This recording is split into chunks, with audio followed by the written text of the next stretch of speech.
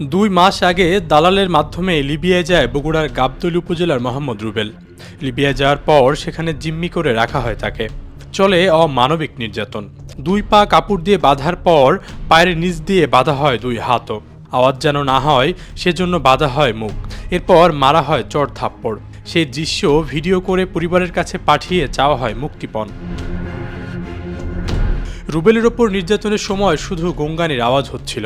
ভিডিওতে নির্যাতনের শিকার রুবেলের চেহারা স্পষ্ট বোঝা গেলেও নির্যাতনকারী ব্যক্তির চেহারা বোঝা যায়নি।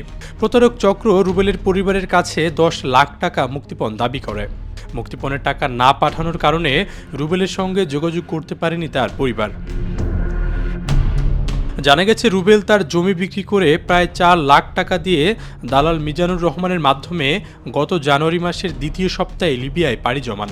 এরপর সেখানকার একটি শহরের অজ্ঞাত স্থানে আটকে রেখে তার হাত পা একসঙ্গে বেঁধে ও মুখে কাপড় গুজিয়ে চড় থাপ্পড় ও লাঠি দিয়ে বেদম পেটানো হয়। লিবিয়ায় নির্যাতনের শিকার রুবেলের স্ত্রীর বড় বোন আক্তারুন বলেন, দালাল মিজানুর রুবেলকে লিবিয়ায় নিয়ে বসিয়ে রেখেছিলেন। রুবেলকে ভালো কাজ দেওয়ার কথা বলে 10 দিন আগে লিবিয়ার আরেকটি জায়গায় নিয়ে যায়।